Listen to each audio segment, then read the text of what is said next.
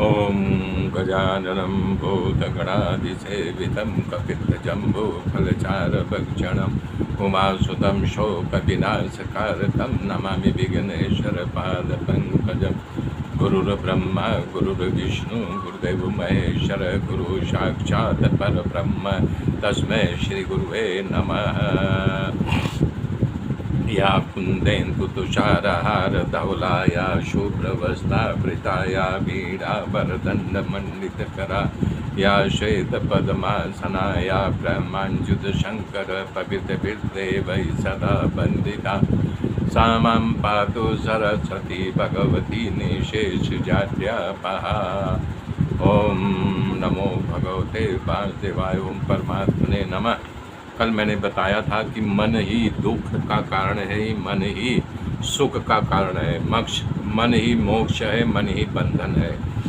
भगवान कपिल कह रहे हैं कि मन के प्रवाह को बदल दो, मन को किसी साधु पुरुष के संग में लगा दो, मुक्ति सहज है। जब ये मन तेरा और मेरा तमाम आदि काम जनित लोभ रूपी मेल से रहित होगा, अर्थात जब ये धूल जम जाएगी तो सुख दुख में फंदा में फंसे रहोगे, और जब इससे परे होना चाहोगे तो भगवत गीता में भक्ति युग में भगवान ने यही कहा है, अद्वष्टा सर्वभूतानां मैत्र करुणा एव च निर्ममो निरहंकार सम दुख सुख क्षमी संतुष्टम सततम योगी यातात्मा निश्चय मध्यर्पित मनोबुद्धियो मद भक्ता सा में प्रिय। बोल रहे हैं हमें वही प्रिय है जो भगवान में लगा रहता है। श्री कृष्ण ने कह रहे हैं, गीता में कहा, युद्ध के मैदान में कहा है, अर्जुन से कहा है कि जो कभी किसी से द्वेष नहीं करता, सबके साथ मित्रता के भाव से वर्तन करता है, जो दयालु है,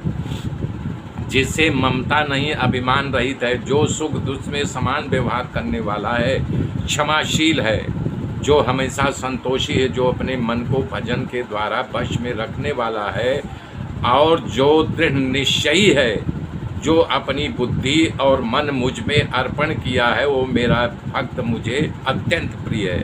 भगवान के मुख से कही गई ये बात है। ये तो मन भावन बात है, मन को भगवान को अर्पण कर दो। ऐसा करने से परमात्मा श्री कृष्ण कह रहे हैं, जो आपकी तकलीफ देने वाली वस्तु है वो मुझे दे दो। तो उसकी जवाबदारी भक्त है।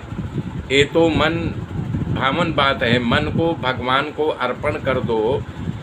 ऐसा करने से परमात्मा श्री कृष्ण कह रहे हैं, जो आपकी तकलीफ देने वाली वस्तु है वो मुझे दे दो। तो उसकी जवाबदारी भगवान संभाल लेंगे। यही बात भगवान कपिल अपनी माता देवहूति से कहा है, हे माँ, जो मेरा आश्रय किया है, जिसका मन मेरी पवित्र कथा में गुथा है, जो कथा सुनता है, कीर्तन करता है, जिसका चित्त सदा सर्वदा मेरे में ही लगा रहता है, उसको संसार का कोई दुख परेशान नहीं कर सकता। कैसे करेगा? ऐसे सर्वसंग परित्यागी को ही साधु कहा जा सकता है।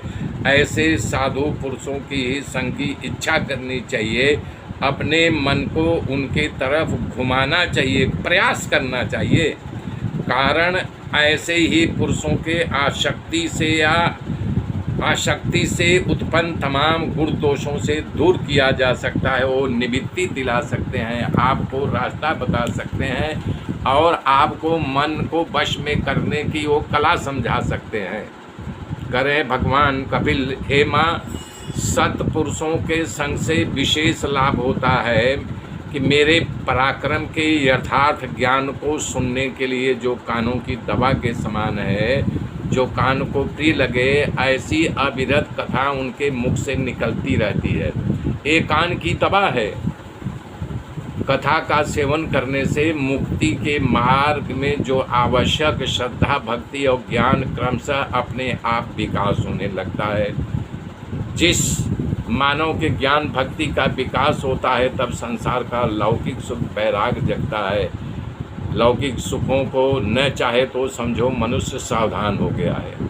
यही सावधानी उस मनुष्य के सरलतापूर्वक मनोनिग्रह करने में उपयोगी लागू पड़ती है।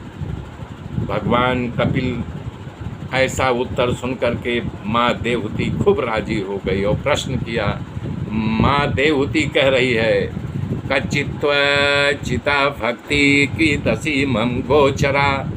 हे भगवान, तुम्हारी भक्ति का स्वरूप कैसा है और आप किस प्रकार की भक्ति को प्रिय लगते हैं। विशेष प्रकार से मेरी जैसी अबला को कौन सी प्रकार की भक्ति करनी चाहिए, इसका खुलासा कीजिए, मुझे यथार्थ ज्ञान दीजिए, जिससे मैं निर्णय पद पे अटल हो सकूं और निर्वाण पद को प्राप्त कर सकूं, यानी मोक्ष।